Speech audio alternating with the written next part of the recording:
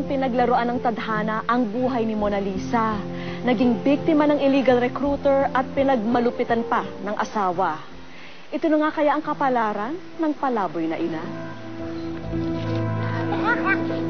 Sa lansangan ng Calamba, Laguna, madalas makikita ang isang ginang bit-bit ang 3 anak niya. Siya si Mona Lisa.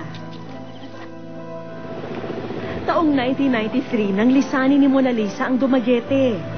Ang pinanghahawakang pag-asa ay ang baon na pangarap.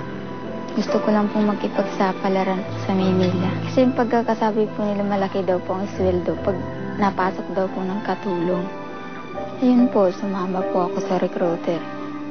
Namasukan bilang kasambahay, ngunit ang naging kapalit ng pawis ay pait para kay Mona Lisa. Hindi inaasahan na babawiin pala ng recruiter ang sweldo, kapalit daw sa ipinamasahe sa kanya sa Maynila. Walang nagawa kundi magtrabaho ng walang bayad. Sa loob ng mga taon, nagpalipat-lipat ng amo. Hanggang sa nakilala ang magpapatibok ng kanyang puso. Makakaalis po siya sa langkot ko, lalo pat malayo po ako sa magulang ko. Nang mag-asawa, doon lang niya natuklasan ang masaklap na katotohanan. Yun po pala, mararanasan ko po pala lahat. Kung gaano kahirap yung may asawa.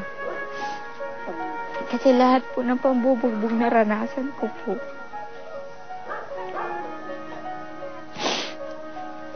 Pati po sa mga anak ko. Binubugbog po rin po niya. Kaya nagdesisyon na rin po akong himawalay po sa kanya. Mula noon, kung saan-saan na napadpad ang mag-iina.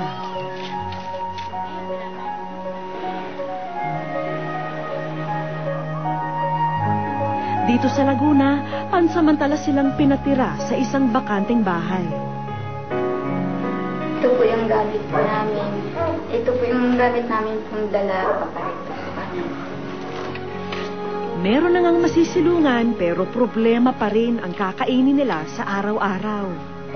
Ang bunsong si Rafael, 1 taon pa lang at madalas o pinagkuluan ng sinaing na lang ang iniinom. Masakit po. Hindi ko po alam kung paano po sila bubuhay.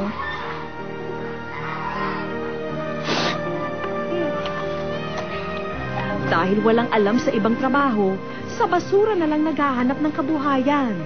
Iniipon ang mga plastik at bakal na pwede pang mabenta.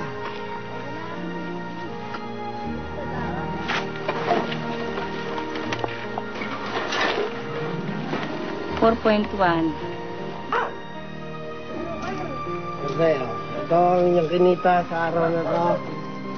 Sana ay makabili ng pagkain ng mga bata.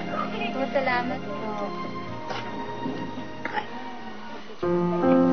Kasi sa araw-araw niyo pag-idasa, magkano po kinikita? Pag minsan po, ang kaliitan po, 20 po. Tapos, pag minsan rin po, pag marami po ang napupulot po namin, 40.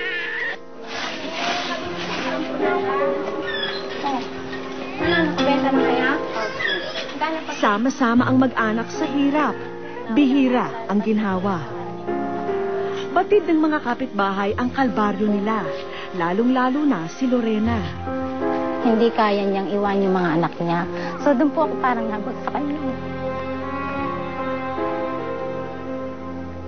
Kaya po, hanggat kaya ko, kahit konti lang kakainin ko, hindi ko siya patiis. Kasi parang itinuring ko na rin siyang kapatid. Lagi ko sinasabi nun sa Panginoon, sana hindi ko dinanas yun. Kaya humahanga ako sa kanya.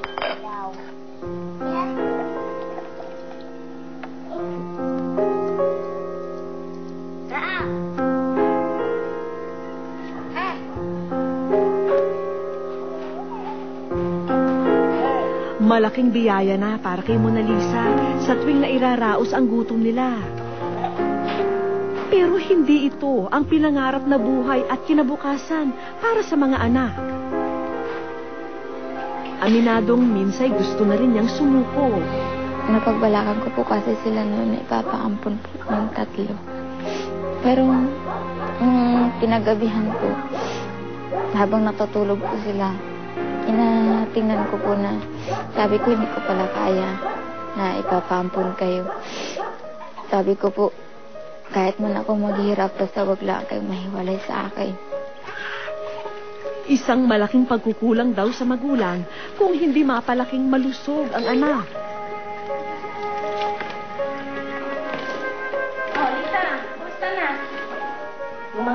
Kaya dagdag pagsubok ito kay Mona Lisa dahil salitan sila ng mga bata sa lagnat at ubo.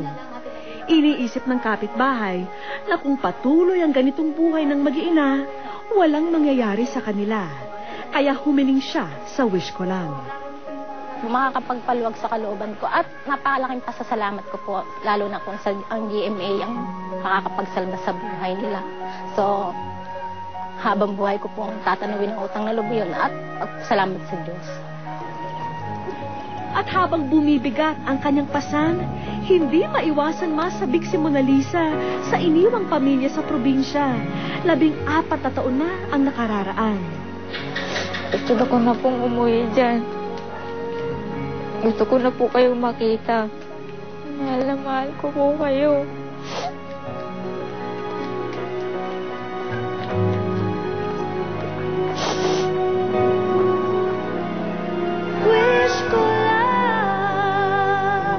Sa aming pagbabalik, ano na nga ba ang saloobin ng mga iniwang kaanak ni Mona Lisa? Nang Ginoo na lamay ako ang gidangog nga